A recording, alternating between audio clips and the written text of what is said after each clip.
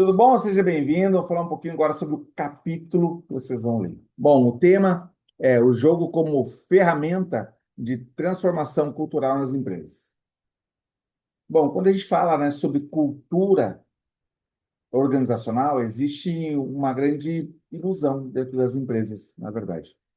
A ilusão que cultura se constrói com frases bonitas, com valores escritos na parede. Sabe quando você entra lá na empresa, tem na parede RH lá, missão, visão e valores? Ou um código de conduta bem elaborado, enfim. A verdade é simples e direta. Cultura não é o que a empresa diz que acredita. Cultura é o que as pessoas fazem quando ninguém está olhando. Você percebe a diferença? É exatamente aqui que a maioria dos treinamentos falham. Porque eles tentam mudar o comportamento pelo discurso. Sabe aquele modelo antigo? Bota todo mundo na sala, eu falo, falo, falo, você escuta, anota, isso não funciona. Eles tentam convencer pela lógica aquilo que só muda pela experiência. A pessoa tem que viver para aprender. As pessoas não mudam porque entenderam, as pessoas mudam porque viveram e algo ali gerou consciência para elas. O problema real das empresas é o seguinte: hoje as empresas não sofrem por falta de conhecimento. O conhecimento é muito fácil de você conseguir, está na palma da sua mão. Sofre por falta de alinhamento entre valores, atitudes e decisões. Todo colaborador sabe que precisa trabalhar em equipe, que precisa se comunicar, ter uma comunicação clara, que precisa assumir responsabilidades, que precisa agir com foco em resultado, né? Precisa bater meta. Mas na prática, o que a gente vê?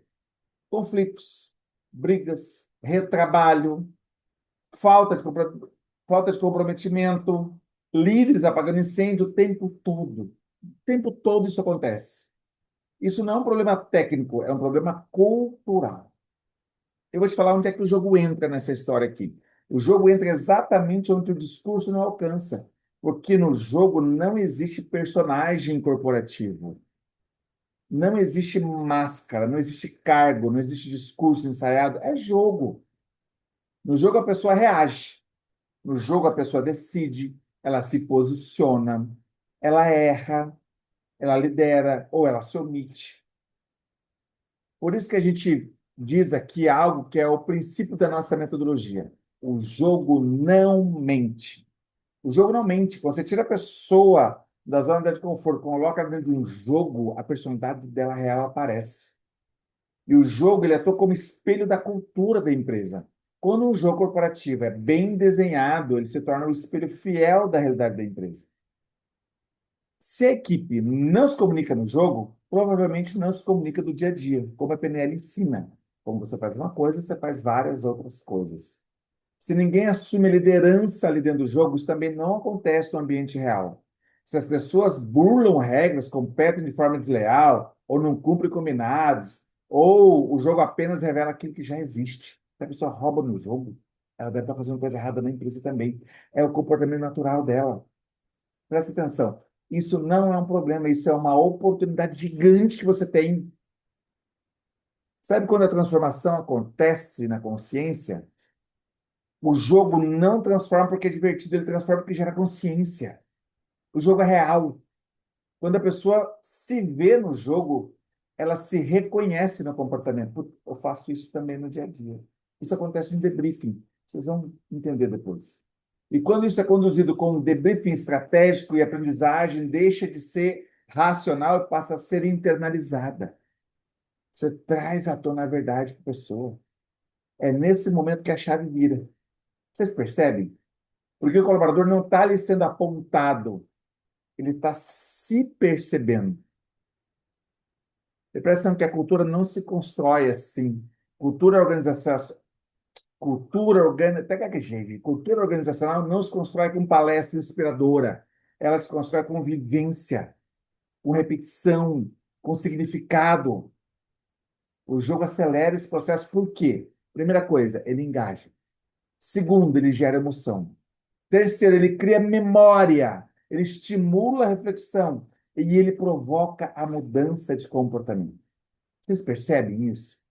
É tudo aquilo que passa pela emoção fica. Tudo que passa pela emoção fica. E qual que é o seu papel como treinador e facilitador? Porque aqui existe um ponto muito importante. O jogo sozinho não faz milagre. Jogo pelo jogo é só mais um jogo. Quem transforma é o método, a intenção e a condução. Um jogo sem objetivo claro é só um entretenimento. Um jogo sem o debriefing é só uma atividade divertida. Pô, que legal. Ganhou, perdeu. Mas um jogo bem aplicado se torna uma ferramenta poderosa de desenvolvimento humano e organizacional. Presta atenção, quando uma empresa entende que cultura é comportamento e comportamento se transforma na prática, tudo muda. Tudo muda. O jogo deixa de ser visto como algo lúdico, passa a ser reconhecido como uma ferramenta estratégica. É prático, é real. Uma ferramenta que revela, desenvolve e alinha as pessoas à cultura da empresa. Você percebe o poder disso? Por isso, quando falamos de jogos corporativos, não estamos falando de brincadeira. Não é brincadeira, é uma ferramenta. Estamos falando de transformação real. Porque, no final das contas, a cultura de uma empresa não é o que ela comunica, é o que ela pratica, na verdade. É o que é feito lá todo dia. O jogo é o caminho mais rápido para revelar e transformar essa realidade. Você percebe? Um prazer. Eu sou Rodrigo Ramos, também conhecido como Bocão, e espero que essas palavras tenham força e te ajudem a prosperar nos seus treinamentos. Bora!